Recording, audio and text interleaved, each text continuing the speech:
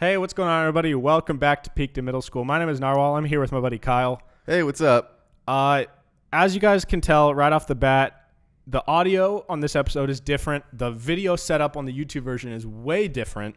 So I apologize if the audio sounds a little out of whack, but we're in a totally different spot. Yeah, we're chilling. So unfortunately, Shim couldn't make it this week with us, but Kyle's here. We are in California. And before anybody gets their panties in a bunch, the only people that I've seen in like 3 months are my parents, Kyle, and Shim. Okay? That's all any of us have seen. We've been very safe. We traveled down to my parents' house in California, and we're going to be here for a little bit. I think this will probably be the only episode at this setup, so it's not like hopefully permanent. It is. So hopefully we'll be back at the studio pretty soon. But Kyle, how you doing? I'm good. Plane ride was a little long, but yeah, the plane ride was like 5 days ago. Is I it know. still eating away at you? Yeah, It's jet still lag. bothering you? Jet lag. We're in the same time zone though. Different states. Oh yeah, you know that's something that people have to keep in mind. The time zone between states in the same time zone. Yeah. It does affect you. I will say though, getting off a plane, even if it's just like a 2-hour flight, my whole day is kind of ruined. I don't feel tired. right. I'm just tired, and I want to take a shower and then go to bed. Extremely dehydrated. Mm-hmm. I have a kind of a thing where I purposely don't drink water on travel days. That's not good. I know it's not good, and but like if I drink a lot of water, I have to go to the bathroom a lot, and going to the bathroom on an airplane is my absolute least favorite thing. I will avoid it at all costs. More than a honey bucket? Yeah, dude. Bro. Dude. Airplane bathrooms are fine. I don't mind a honey bucket. What's wrong with the honey bucket? No one fucks in a honey bucket. People fuck in an airplane bathroom. Dude, that's a thing. Does that happen? Is that real? I think that's real. I'm pretty sure that's real. I want it to be real for me. I remember when there was the COD 4 Not the honey mission. bucket. I remember when there was the COD 4 mission, Mile High Club, and I didn't know what that meant back in the day. And then I finally did my research, and I'm like, that seems gross. Do you see the video of a girl? There was a girl that during coronavirus, she licked a airplane toilet seat. That's gross. See, that's disgusting. I'm like, I hope she got coronavirus. She's asking for it. But if you're gonna debate between a toilet seat and a honey bucket seat, I'm licking a toilet seat. 10 times out of 10. You mean an airplane one, or just a general toilet? Oh yeah, I meant airplane. So airplane toilet versus honey bucket toilet. Yeah. You're licking the airplane one.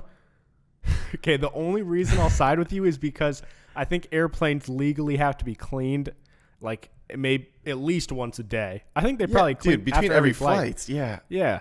So I guess that is a little more sanitary, sure, but yeah. I will say, taking a poop in a honey bucket, really gross, dude. Especially when it's hot out and it's all muggy inside, and then all the poops come back. Yeah, up like a carnival, and you're like all sweaty, and and it's a cotton candy poop. You haven't eaten real food. Yeah. Dude, your poops after eating just dog shit for a day are so gross the next day.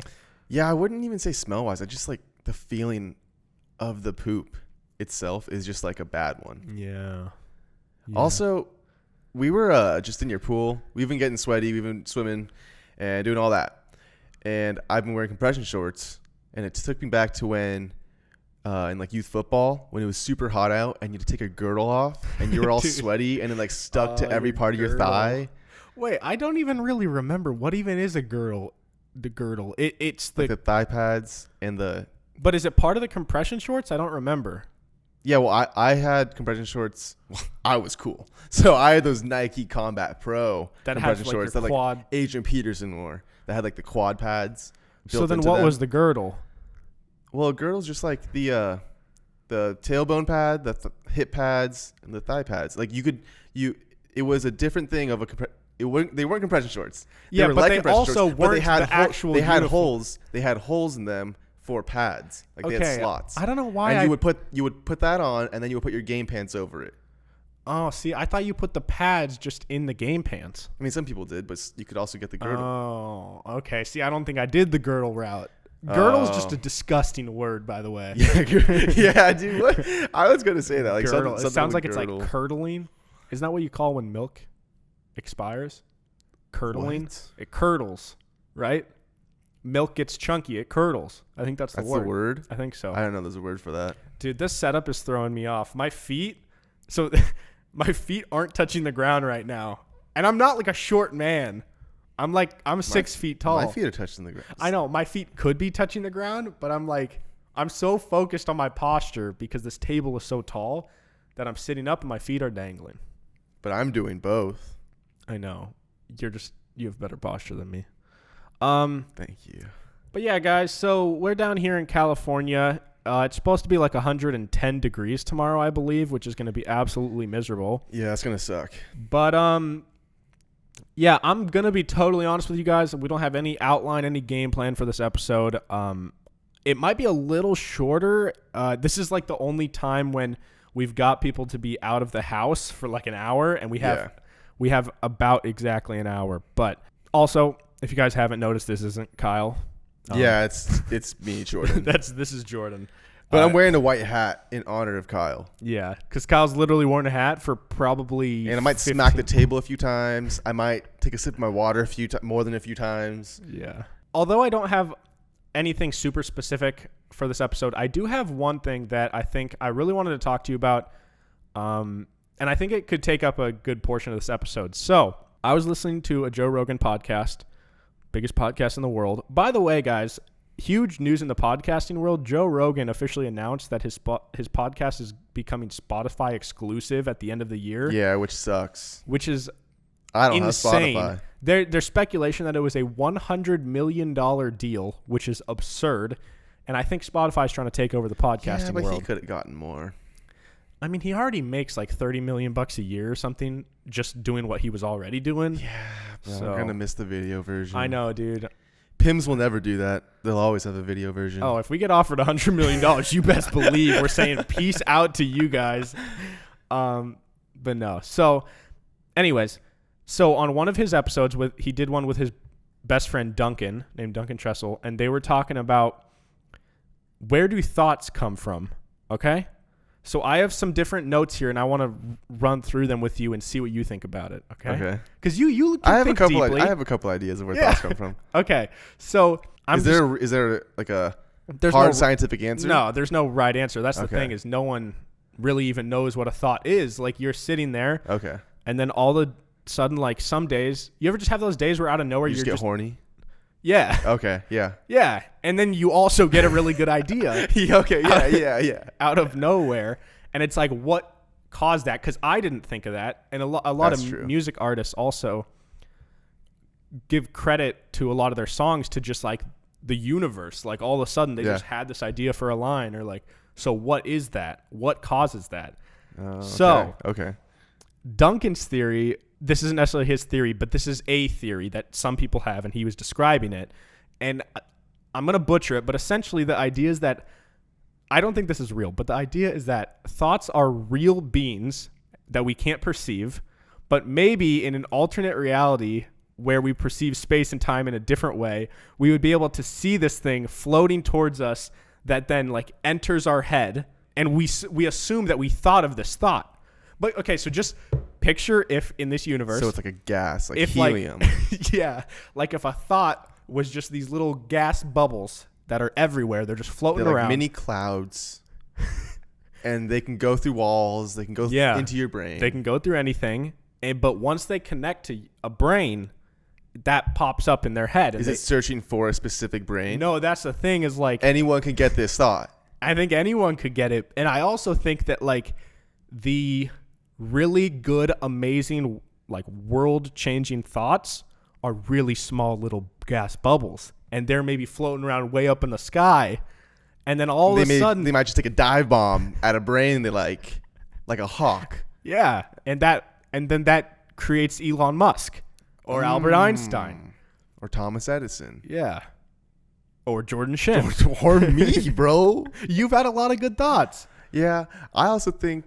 Well, what's the other thing on the list? I mean, that I like playing with that idea, but I think that's a very far stretch. I mean, yeah, I don't think anyone really thinks that's real. But one thing that I also just noted that I wanted to talk about is they were talking about like where do thoughts come from and how when you're in a creative space, like if you're a creative person, if you're an artist or a comedian, spaces are awesome. And like if you can get in a flow state where you are getting all these good ideas, I think people who claim they aren't creative, or just not even ideas, but like when you're editing or something and you're just in a flow, in a rhythm state, and you're like, oh, this would go great in here, and this and this, and you're like, oh. And you're not even, the thing is like when I get in a flow state and I'm editing, I'm not thinking about it. It just happens. You're just kind of grabbing pieces and you're like, all right, yeah.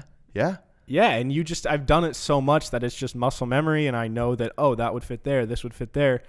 But at the same time, they were talking about how it requires a lot of like effort to get good thoughts and to be creative. Like nobody has a super creative idea and creates an amazing piece of art just by sitting there, and they don't just like get something. They're like, oh, cool. Yeah. And I think the more creative you try to be and the more thought you put into being creative, the more ideas will come to you. Like people are like, oh no, I'm not creative. I'm not an artsy person. It's like you don't put effort into being artsy. So like, yeah, you're going to suck at it for the first few times. Yeah. And that's the same with like, there's the saying, like the harder you work, the luckier you get. Yeah.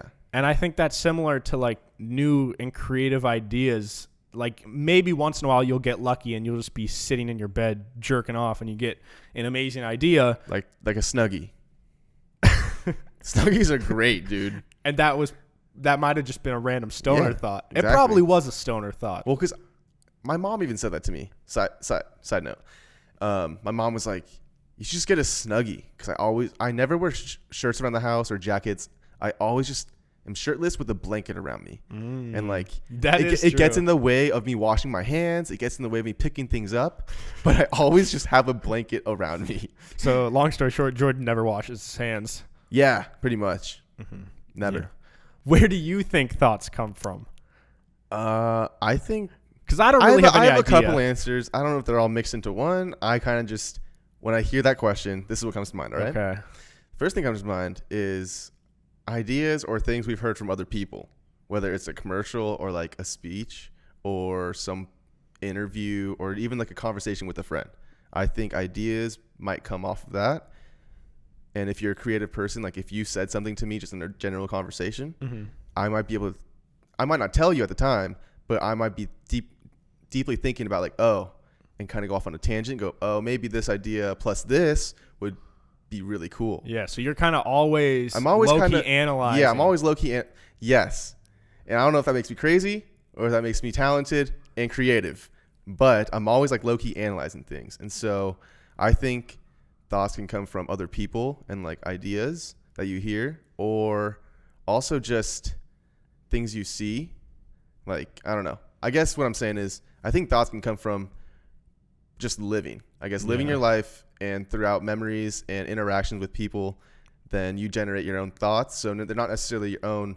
They're not original thoughts. They're not like a brand new idea, but it's off of something you heard, and then like through your own experiences, you create your own thought. Yeah. When there's bands like the Beatles and One Direction, a lot of their sure. Well, I don't think One Direction was big into like psychedelic drugs. Oh, we're talking about that. Okay, yeah. So maybe they were. I don't know. But do you think that bands, when they write these songs and they're just like totally fucked up, just out of their minds, obviously it's still them creating it, but part of me is like, I'm not trying to discredit their songs, but it's just an interesting thought to be like, was it them as at their core who wrote that song, or was it like in a way that this drug wrote the song? You know, like it opened them up to something that they couldn't have done sober. That's what I'm not supporting. I'm not saying like you do go home and do drugs and like take LSD, but I do think that by them taking those drugs, it did open their mind to thoughts that may be a little like crazy to the sober mind and like the normal person. Yeah. But when they were on LSD or whatever, they were like, oh, this is perfect. Yeah. And so, I think in that case, then they wouldn't have been able to come with those thoughts. Yeah. Sober. To take it to the next level, something I feel like I've thought about a lot is I'm not big into drugs and never tried any psychedelic drugs, but I feel like I think you can get your mind to a point like that without drugs, but kind of just based on like putting yourself in extremely uncomfortable situations Yeah. Like the Iceman. Yes, the Iceman, or even just, I feel like Navy SEALs, for example, the way that a Navy SEAL thinks and views the world and just their day-to-day brain function is probably so drastically different from like just the average person. And so, and I've even like when we did 30 Days of Hell, if you guys aren't like, if you're a newer fan of the show, last year, go check out John's channel, like personal channel. Yeah, there's a video that's like 30 minutes long. It's a whole documentary. Last year, Jordan and I, for 30 days, we called it the 30 Days of Hell. We did an absolutely insane physical or like mental challenge every single day, and we documented it. Hardest 30 days of my life. But yeah, same.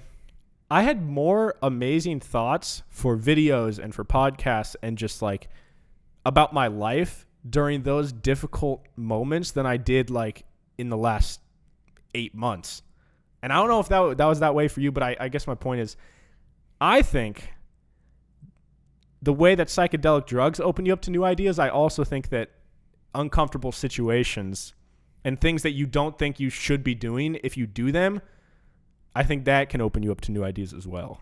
Yeah, absolutely. I agree with that. Because once you conquer or finish and complete the new thing that you never thought was possible, your mind is like, boom, everything opens up and you're like, wow. Maybe this is possible and this is possible and I can do this. And then bam, then you get an idea for a new video. Yep. And it's like, if I didn't, dude, when we did those 4 miles every 4 hours for 48 hours straight. That sucked. It was miserable, but I had a bunch of amazing ideas. And that proved to me that a lot of things that you think you can't do, you probably can do it. You're probably just too lazy or too much of a bitch. Yeah. You just don't want to do it. Yeah. You're like, oh, I could, but like, I just don't want to. Like, that sucks. Yeah. Stop being a bitch. Dude, one thing. That also proved to me that I could run a marathon. See, I'm going to use that example. I'm not going to run a marathon because that sounds like it. That sounds like it's terrible, but I could. See, but that's the most annoying thing because it's like, oh, you have an alcohol problem. They're like, no, I could quit anytime I want. I just don't want to. Yeah. It's like... But yeah, guys, I don't know. It's something interesting to think about. But I have a few bathroom questions for you. Sorry, that was just really change of pace. All right, not like poop related, but just bathroom questions because I've been in the bathroom. Your bathroom. Do you not like my habits in the bathroom? No, I love your bathroom. It's a very clean bathroom. Same when at home, like same with your home bathroom, my bathroom at home. I like clean bathrooms. Okay, hit me with it. But what I'm saying is, when you brush your teeth, do you use cold water or warm water? And I asked this to my Bellingham friends, like at college, like a couple years ago, and everyone shit on me for using warm water. Whoa. Okay. Okay. You're supposed to use warm water. You have to use warm. I thought you were going to shit on me too. No, I was saying whoa to them. Yeah. No, I agree with you. You got to use warm. I grew up.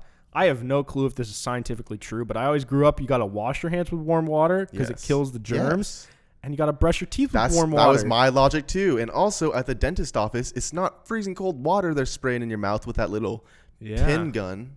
And the bristles sometimes like are a little firm. And if you warm them up, they don't hurt. Exactly. Thank you for being on my side. Wow. For a second, I thought you were going to shit on me, and I was like, no, please. No. I'm going to put that on the story and have people vote. I'm curious. I bet it's like 50-50. Also, another tangent off of brushing teeth. Yeah. When you put your toothpaste on, do you wet your toothbrush before or after or both? Both is unnecessary, I think. I put the toothpaste on and then just wet it. Because it still gets the bristles wet underneath it. I used to do that. But now I'm a wet first kind of guy, and then toothpaste on, and it's really kind of. Or you don't wet again? When I first started doing that, I would wet it again, but I'm like, that's just unnecessary. Yeah. And so I wet before, the bristles are all soft, and then I put the toothpaste on, and it's just perfect to me. Wow. Yeah, I've been having a lot of fun brushing teeth, guys. Okay. Also, and my last bathroom question. Okay, yeah, hit me with it.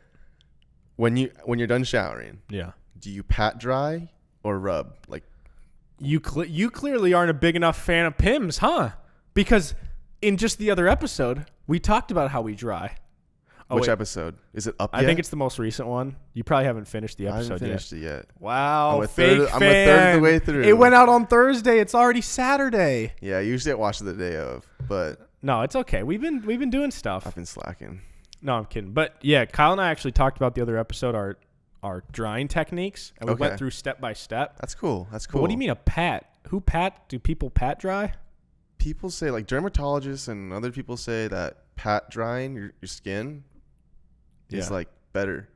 But like that would take so long. I mean not like pat drying every inch, but just like kind of instead of like rubbing against your back, kind of just like gently like patting. Like I wing my towel now. Whoa. Yeah. And so I like gently pat dry the backside. So you're like Batman for a sec, and then you bring it in. I used to just like kind of rub my face with the towel and rub my hair. Oh yeah, I do. Now I rub my hair and then I'll on my face.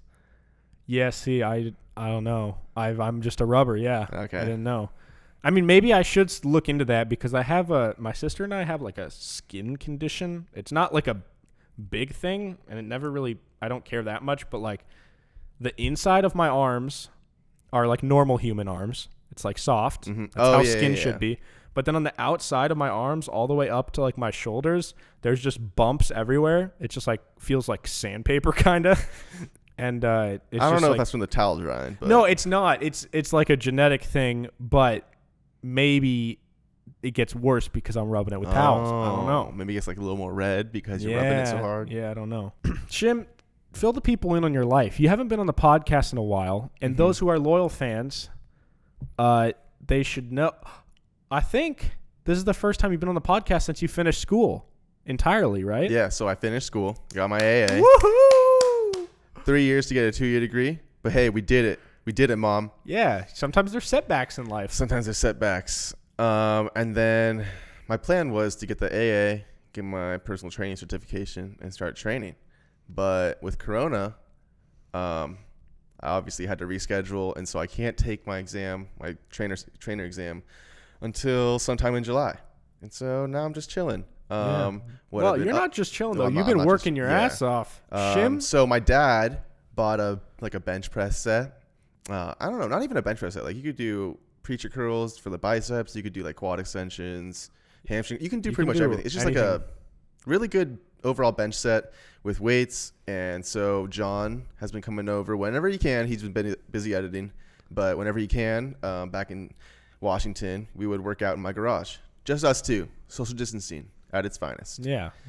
But yeah, so I've been working out every day, working on mobility, stretching a lot. I've been eating better. Because of quarantine, I haven't been driving to fast food places. Yeah. It's been good. Yeah, man. You've been studying. I know John mentioned this earlier, but John and I got our first Warzone dub.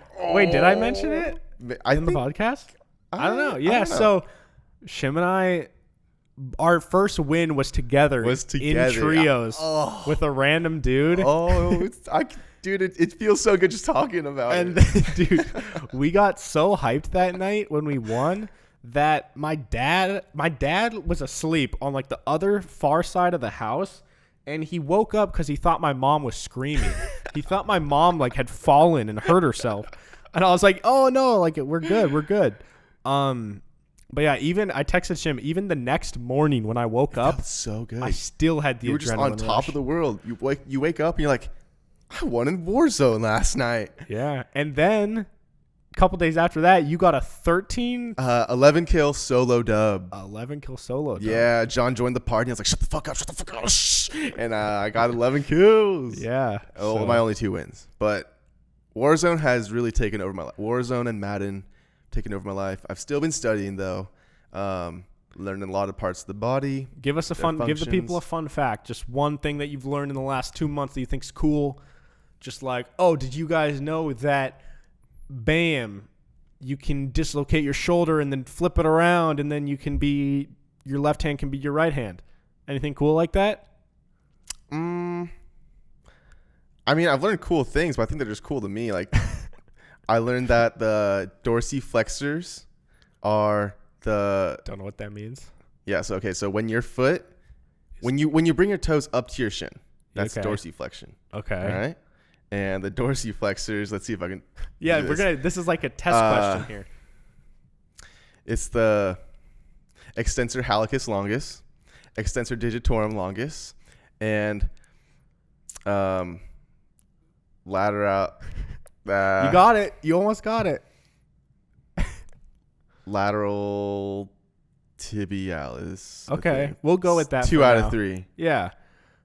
So when you do it, what were you saying about it? So when you bring your toes up to your shin, that's dorsiflexion. Like when you can feel your ankle, your ankle bone, your 2 ankle bones kind of pop up. Yeah. And then when you like plant it flat on the ground, it's plantar flexion. Oh.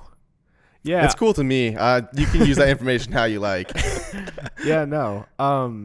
Shim, one thing that I've found that's super interesting about him is he will like do his studying and reading, and then he writes the parts of his body on his skin with like markers. So like on my shin or on my calf, on the side of my calf, when I was learning about those dorsiflexors, I was like writing them out.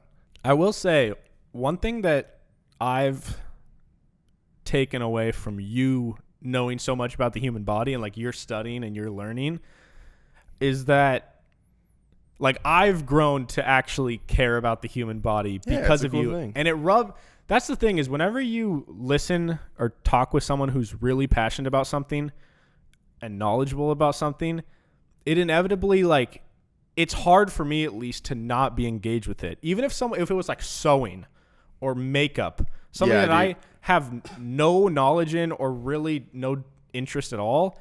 If I was to go on a road trip, and if they're passionate and they're like, just spitting facts at you and they're like so into it, you're like, oh, I respect that. Yeah. Like, this is cool. I think if I was to go on a cross-country road trip with a pro makeup person, I would actually be like into it by the end of it. Yeah, I learned a lot. Yeah, and I think that that's what's been super cool for me is like the last year and a half, Kyle and I both have learned everything we know about fitness because we're friends with you and we've been working out with you. And so especially during quarantine, Shim has just been putting me through the ringer and he's been teaching me how to stretch, which I mentioned that like last week or something on the podcast, but I didn't realize that it was actually like an important thing to stretch. Yeah. Until Shim really made me realize that it's a big deal. I always kind of was like I always knew it was important. Like, oh yeah, so you don't pull a muscle and don't hurt yourself. But as I've studied more and like got more into fitness and lifting, I realized, dude, I am such a big advocate for stretching and doing mobility. And it's more than just like, oh yeah, touch your toes and stretch your quad. Like mobility, when you get to it, like you're sweating by the end of the hour. Yeah, it's like yoga. Yeah, it's a way. Exactly like yoga. And I don't know, I feel like it's one of those things where when people who aren't that into fitness or like lifting weights, they think that like, oh, everyone who's into lifting weights is like a meathead. They're just like at the gym, just like guys that are like, they're like buff, but they're kind of fat. Yeah, like protein, brown rice, broccoli. Yeah. That's all I do. But the people that are, in my opinion, even more savage than people that can lift like heavy weight and just sling around weight are the people that like CrossFit type people who or just like professional athletes or I've gotten a lot of respect for gymnasts. Yeah, because it's like there's so much into it. They're not only are they insanely strong and can lift a lot of weights, but they can like do everything with their body. Yeah. They can balance anywhere on their body. And like they also probably have way less injuries. Yeah. Yeah. Because like the thing is you could probably get big and you could get strong with like doing very little stretching. And that's what I did for a year. A lot of I know a lot of trainers who are just huge and they're kind of just meatheads, but I mean, they're huge, but they can't like bring their hands back and like touch their mid back. And they can't touch their toes. And I guess last year I would have been like, oh, well, who cares? Like they're big. And for me, at least, the goal is just to look better. Mm-hmm. But you kind of have taught me that it's not going to do you a whole lot of good if you can get big, but you can't move your body because if you have all this strength, but you have no power and you can't use it, it's like, why are you that big? Well, and I'm going to like hurt myself. Yeah. Well, yeah, that's another thing. Like you always came to me with more injuries. I'm like, dude, it's like you got to stretch. You're not doing anything to your body. You're just putting it through the ringer and slinging weight. Yeah, and then I was like, but dude, I am stretching. And Jordan looks me in the eyes and he goes, how long did you stretch for? And I go like 12 minutes. And I'm like, dude, it's got to be like at least 30 every day, at least once every day. And you're like, oh, but that's just so much time. And I'm like, you're going to keep on getting injured. Yeah. And I just feel better. Yeah. You feel so good after you stretch. You feel like a new man. Yeah. And it's funny you say that, though, because some of my friends, when I was going to college at Western, when my roommate freshman year, he was so not into working out. Like throughout high school, he was super talented and gifted and just, well, gifted athletically and didn't really have to work for his starting position or his talent. And then he didn't try, or I guess he was trying to walk onto a football team in college. And so he wanted to start working out with me. And he was like, dang, Shim, like, I've never really been working out, but like with you being my roommate, like I want to work out like every day with you now. And then the next year at Western, everyone in the house was working out. They were like, I don't know, I kind of just rubbed off on them. Yeah. And I was like, wow, this is kind of cool. It does rub off because it's an addicting feeling, but it's addictive in the totally opposite way of like most things that are addictive. Yeah, the results are addictive. Yeah. And like you feeling the feeling you have about yourself is addictive. Yeah, it's a miserable feeling during it. Yeah. And I mean, some people say they truly enjoy the pain, which I think maybe you're one of those people. I love the pain. I don't actually like the process of lifting the weights, but the high that I get after I'm done with a workout and I shower and I sit down and my legs are just like you feel pumped. So productive. You're like, wow, I just crushed my morning. Now I'm going to edit and I'm going to do this and that. And like you have to eat better if you want to perform better in the gym. And so once you're eating better, then your mood kind of changes and you wake up feeling more energetic, and it's just a huge domino effect. Yeah, that's true. I never even thought about that because I'm into like working out now, it also not only makes me eat better, but it also forces me to like sleep, or it helps me sleep better because I'm tired. Dude, there was a time when I didn't work out at all, like, and I was living in Texas and California for a little bit. There was like a few months where I couldn't sleep at all. And I've eventually, I mean, I could sleep, but it was like not good. Yeah. And it took me forever to go to sleep. And I eventually came to the realization that the days when I would work out, I'd sleep like a baby. And it's just because like I think I just had excess energy that I didn't do anything with. And when I finally worked out, I'm like, oh my God, I can sleep. Yeah, your body's just exhausted. Yeah, man, that was during those 30 days of hell. After those workouts, those nights, I would get in bed, and almost always I'll check my phone for a little bit, like 10, 15 minutes before I go to sleep. But during those 30 days of hell, I didn't even want to look at my phone or check anything. I just get in bed, shut the light off, and like, guess you knew you had to do something terrible the next day. You're like, I just got to sleep. Yeah. But yeah, man. So congrats on being done with school. Thanks. Yeah, I've been studying, working out in my garage, playing a lot of Xbox. Getting paid. Getting paid. Unemployment's been nice. Yeah. What else has been new? Are you worried for when the gyms open back up again, the chaos that's going to unfold? Yeah, because at least for Washington's like 4-phase reopening thing, phase 3 is when gyms open, but we can only operate under 50% capacity. And it's like everyone has these memberships to a gym. They're all paying monthly, and you're going to deny someone access? Yeah. Like I totally get it, the social distancing thing. I just don't know how it's going to work. Yeah. And you, for being someone who works at a gym, you're going to have to deal with like the chaos. Yeah, I'm going to have to deal with the chaos, and also... And then you're going to also want to work out. Yeah, and it's just going to... Yeah, I don't know. Don't know. And at least in the Seattle area, it is so densely populated, and it's just there's just more and more people are moving here, that going to literally any brand of gym from like 3:30 p.m. to like 7 or 8. Yeah. It's like almost impossible. There's so many people there. Every machine's being used. You got to ask like, hey, can we like switch sets or switch off sets? You got to try and find an empty bench. You got to try and find an empty rack. Dude, it's so bad. Yeah. So think about, I mean, obviously it'll be nice for the people in the gym when it's the 50% capacity thing. Absolutely. But think about how many people are just going to be lined up outside. Mm-hmm. Dude, there could be like a line around the building. I have no idea how it's going to go down. Not pumped. And I'm going to have to be the guy who's saying, yeah, you can't come in. Sorry. You're going to be the guy that gets yelled at by Jenny or like or Kelly. Yeah. Or Derek. It's like, or like a Ronald. A Ronald will yell at me. Oh, an old Ronald. Yeah. Yeah. Like, I pay my $40 a month just like everybody else in there. And you're going to deny me? And Ronald only wants to use the sauna. Well, meanwhile, Jenny wants to use the treadmill and use the squat rack. Yeah. I don't know.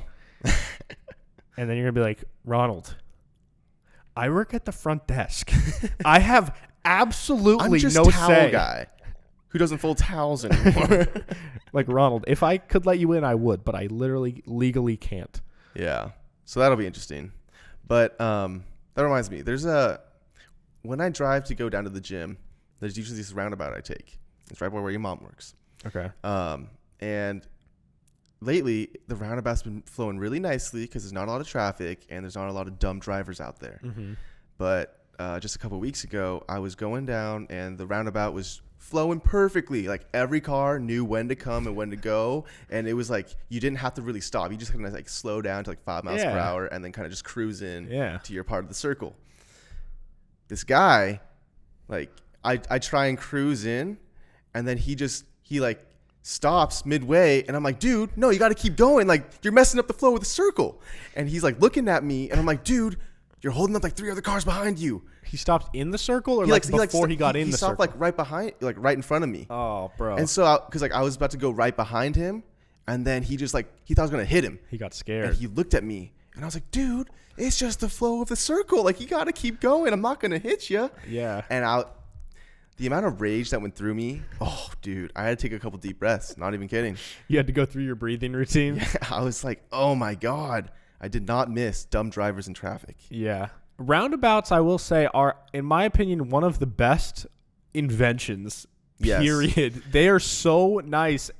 But the thing is, for roundabouts to work is like everyone's got to be kind of assertive. If you're not assertive. Yeah, you can't just like sit there a sitting duck. Yeah, and then it ruins the flow for everybody on every side of it. Yeah, because then someone sees you and like, oh, you haven't gone for a while. So they slow down for you. And then the people slow down behind them. And it's like, dude, ruining the flow. Yeah, I mean, it's been nice. Like trying to get anywhere in Seattle, there's been no traffic for the last like 2.5 months. Kyle actually told me that last week was the first time he had actually like experienced any traffic in Seattle, which is absurd. But not excited for that. But yeah, so Shim and I have just been chilling here in California. Obviously, we're staying safe about everything. We're wearing our masks. I mean, nothing's open. We can't really go anywhere. Yeah, we're pretty much doing what we did in Washington in California. Yeah, exactly. I've still like been working every day. Shim's been studying, working out. Yeah, brought bands down here.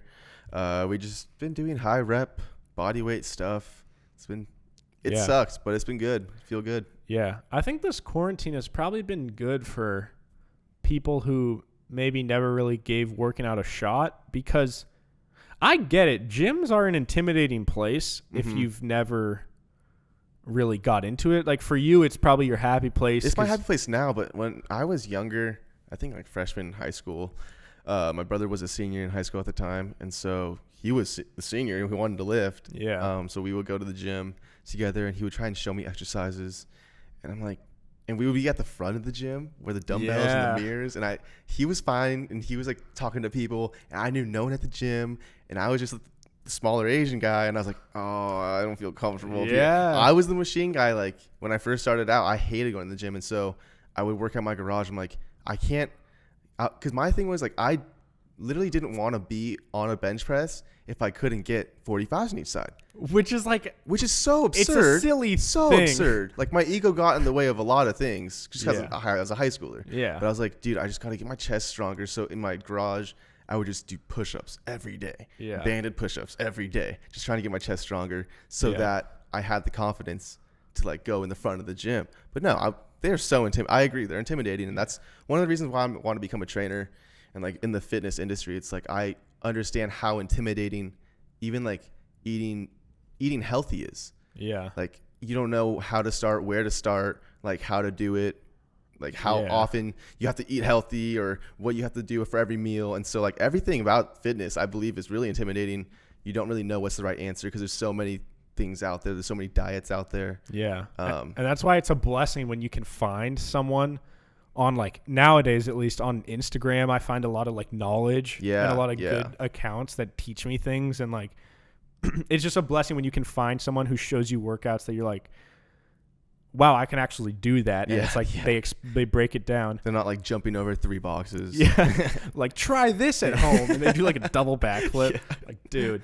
But that's also, it's so interesting what you said, how at the beginning you wanted to like be able to lift heavy weight. Yeah. I wanted to be I wouldn't do nothing. I wouldn't have no part of being up in the front of the gym. I was like, that's so scary. But it's funny how now you're like almost the complete opposite, where like your ego doesn't get in the way of anything. Like, you almost prefer to do a workout that looks easy, where it looks like you're lifting like really light, but it's actually, if you do it the correct way, it's just insanely the correct hard. way, the right form, the right breathing technique. Like, if you're really focusing on the contraction and on the muscle you're supposed to be working, it's going to be a good workout. And like, I used to want to wear tank tops back then, like, in high school when everyone had like the low cut showing your ribs and like your oblique muscles. I loved wearing that to the gym, and now I prefer like wearing long sleeves, like a hoodie, sweatshirts, just joggers maybe. Because it's like, I don't need to show it off because I know I got it. Yeah, exactly. Yeah. But it's funny, like, I'll work out with Shim and I'll be like, all right, so what are we gonna do today? And he's like, all right, so you're gonna grab those 5-pound dumbbells and I'm going to show you this thing that's going to absolutely ruin you. And I'm like, all right, it's only 5 pounds. And then like 3 minutes in, I'm just like wanting to puke. Yeah. Even the bodyweight leg stuff we do just burns so bad. Which is why I think this quarantine has probably been good for a lot of people, because they can kind of start with bodyweight stuff at home and realize like, wow, this is actually a pretty good workout just doing this. And then you can like incorporate weights and stuff. Absolutely. So, yeah, I've just been working. We've just been chilling, working out, swimming, and that's about it. So we are kind of on a time crunch here for this episode. So we're going to hop into the segments one more thing, though. Okay. Before the segments. Okay. My little brother recently had to get stitches on his right foot, I think. Okay. Because him and his friends, it's just a guy thing, I guess. Because I know I did it with my friends. They're running into the lake, and this Lake Sammamish is not a beachy lake. It's a very rocky lake. It's a very rocky lake. Yeah. It's not like Hawaii. And so they were like, let's run like to chest height and see who can get the furthest the fastest. And so starting on the shore, they like ran, and they're all barefoot. I don't know why. You could slip and easily hurt yourself. And so like halfway in, my brother like falls down, and his friends start laughing. He comes up like, splits just bleeding. You can see like the white fat cartilage. That's how deep it was. Dude. And so he calls my dad. On the bottom of his foot? Yeah. And so he calls my dad like, you have to get stitches. My mom's like, is he faking it? He almost fakes this. And I'm like, why would he be faking that? Yeah. And so long story short, he had to get stitches, and it reminded me of my really bad cut on my knee in like 5th grade, Camp Orkyla. Okay. When you could see the fat cartilage. Yeah. I want to tell the story, or we should tell the story of like. Oh, the time. Yeah, that's a good story. It was. Okay. I don't know if you guys have ever played this game. What is it? Hawks, rabbit, berries, Hawks, something like that. Something like there that. was Hawks, berries, and rabbits. So, well, first of all, it was our 5th grade camp, which I think most people have. It's like end of the year of your 5th grade. Deal. And it was like an overnight camp. We went to this like shitty camp, and you stay in a cabin. Parent chaperones. Yeah. And so was it the last? No, it wasn't the last day. It was like the second day. And we were in the forest playing this game called like Hawks, Rabbits, and Berries, where some of the 5th grade class were chosen to be hawks, and some of the 5th grade class was chosen to be rabbits, and the other part of the 5th grade class was chosen to be the berries. Yeah. And obviously the food chain, hawks eat rabbits, rabbits eat berries.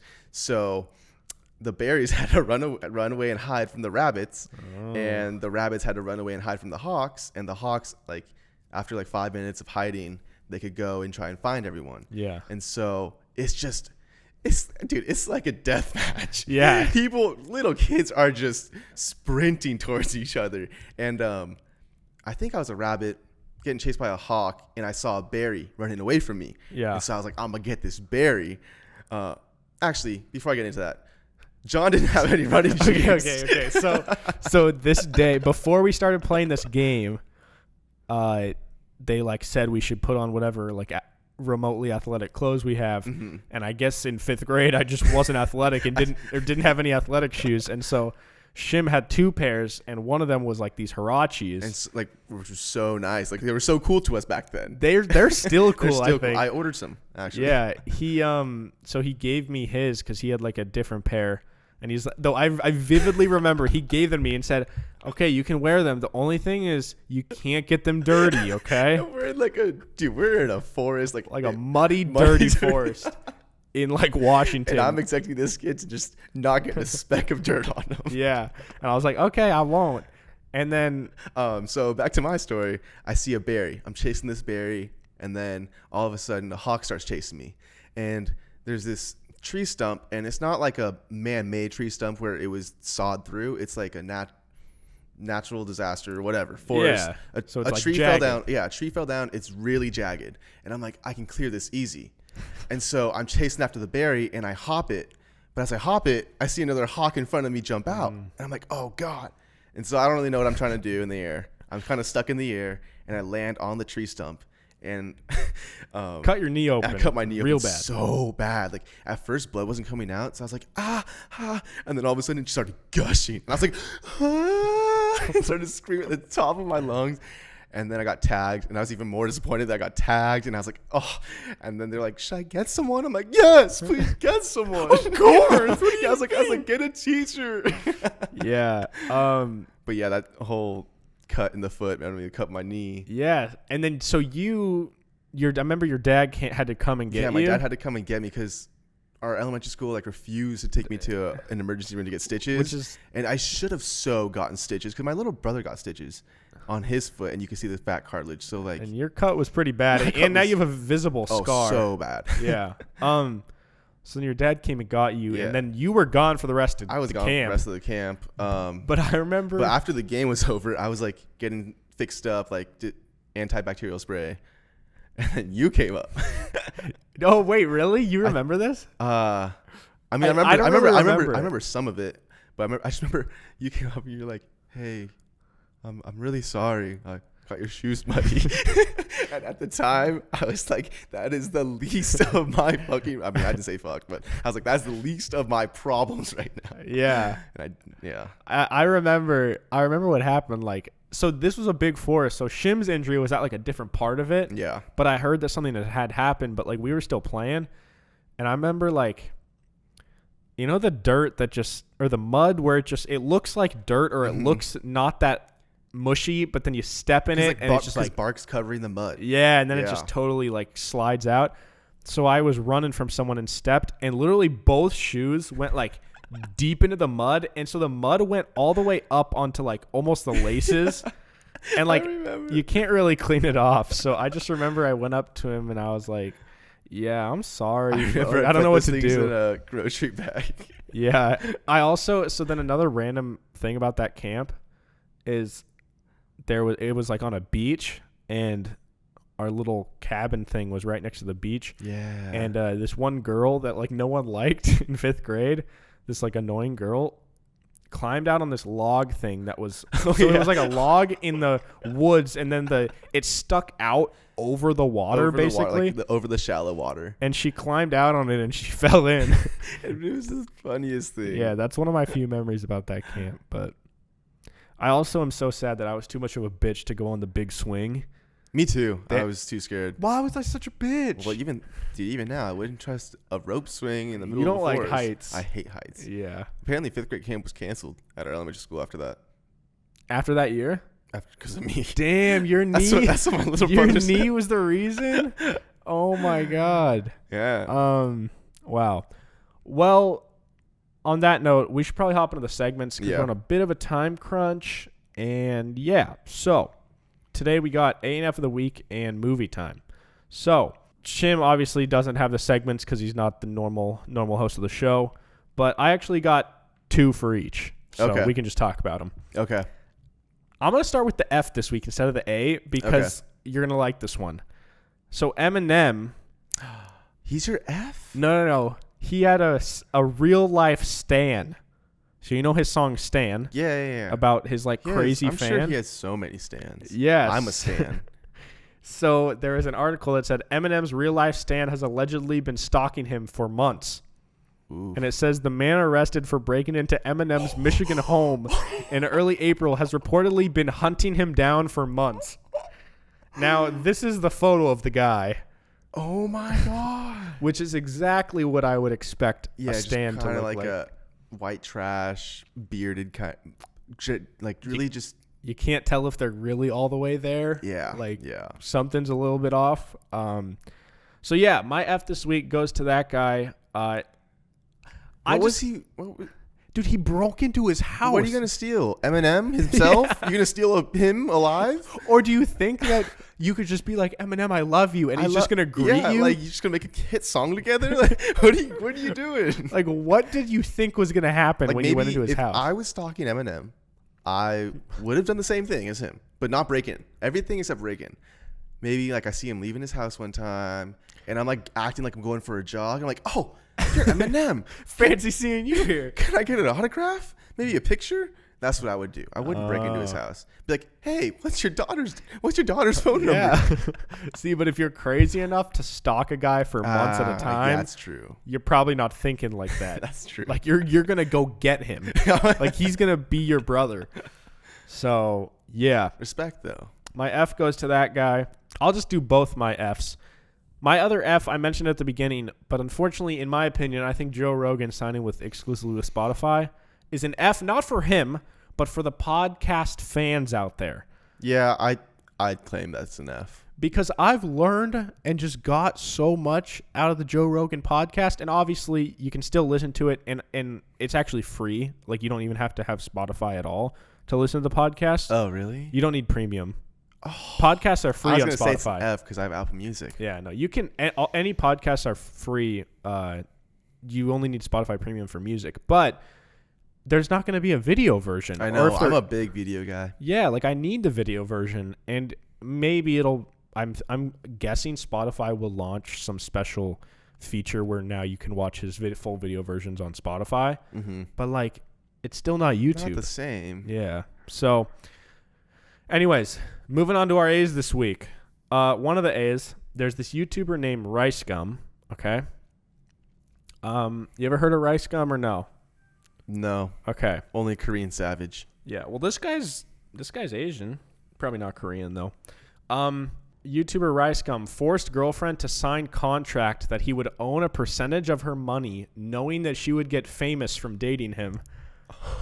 So that's a power move. They have now broken up. Oh. But he still gets a percentage of her money. That's a power move, bro. I think even if Scarlett Johansson started dating someone, she should do that. You can't just mooch off of someone's fame like that. I mean, even though I'm doing it to you and Kyle. I mean, we're not famous at all. No, but we use you for your entertainment value. Oh, that's true. It's so it's a win-win. Yeah, use. But you clearly don't like each other that much. Yeah, if you're gonna do that to your girlfriend, I feel like that's a red flag. That's definitely a red flag. What? If I was to date a girl that was famous and she's like, hey, I really like you, but I just want you to sign and say that I don't know if it's for the rest of her life, but let's say 5 years. For the next 5 years, I get 10% of your earnings because I'm going to make you famous. I would not rub me the right way. That's what one, saying your ego's really big. Two, you're not planning long term on this. Yeah. This is our money. Yeah. So, maybe he didn't even like her that much at all. He just wanted to use her. Maybe he on wanted purpose. to break up, and that was his way of breaking up. What do you mean, making her to sign a contract? No, just forcing her hand, What do you mean? They signed the contract at the beginning of the relationship, right when they started dating. Never mind. I mean, shout out to Rice Gum. I think that's hilarious. I mean, some people were giving him shit for it, but I think generally people were pretty supportive because it's she's dumb for signing that in the first place. My last A this week is marijuana, because apparently there are articles that weed might prevent coronavirus. I saw that. And if so, I'm ahead of the curve. If so, I've been training for this day for years. Yeah. So, Kyle found the article and sent it to Shim, and Shim was like, "Hell yeah, baby!" I was like, "This is everything I needed to see." Yeah. So I mean, I don't know if that's true. If it is, that would be hilarious. Yeah. Hoping it's true. I don't know if it is though. So if you don't already, don't start. Yeah. Also, I read something just about marijuana, and it said that if you've never smoked marijuana or like ingested THC or whatever, when you do it for the first time, even if you only do it once in your whole life, just the second that you like ingest it, it permanently alters your brain chemistry for forever. I think I've heard and it's that not too. necessarily in a bad way, but it's just something to think about that like if you do it, it will permanently alter your brain chemistry in some way, which is super interesting. That somewhere. Yeah. But like I don't really know if that has much of an impact on anything, but yeah. Anyways, so last segment here, movie time. Today I want to talk to you guys about Midsommar. Midsommar. So our first night here, Shim and I watched Midsommar. We've talked about Hereditary, and Midsommar is kind of the follow-up. It's not a sequel, but it's the second film by Ari Aster, who made that movie. And I might have hyped it up too much. I don't know. Well, no, because even some other friends I know, they were like, "Bro, Midsommar's so fucked up," and then they were like, great film," and then they were just talking more about it, and I was like, okay, this is a great film. Yeah. I'm not saying it was a bad film, but the ending was kind of unsatisfactory to me. I wanted there to be like 30 more minutes of the movie. Yeah. So I guess just for those of you who don't know, it's a horror film, and it's basically about this group of college graduates who are working on like their grad papers. Mm-hmm. There's a girl and then 4 guys, and they go in a group to Sweden for this Midsommar festival, and it turns out they end up at a cult place. And I won't like spoil anything other than that, because that's all like in the trailer. But like, I think the thing is, when most people talk about that that movie, the thing they say is, "Oh, it's fucked up," because to me that's the best way to describe it. Yeah. Because a lot of the scenes that happen are just messed up, and they show everything. Like every graphic detail is shown.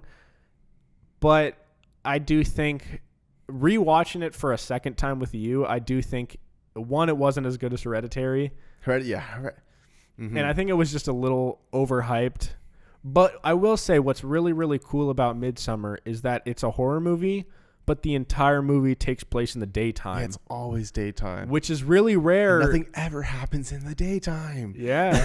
And I think it's like a cool little twist on it, and it makes the scares different. Yeah. And I don't think there's many jump scares, if there were any. No, there's not many jump scares. It's more just like horrifying scenes that just kind of scar your mind. Yeah. Do you ever have issues going to sleep after? Not after Midsommar. Hereditary, not even after Hereditary, honestly. Hereditary, I was loving that film. I was like, this is the best horror movie I've ever seen. Yeah.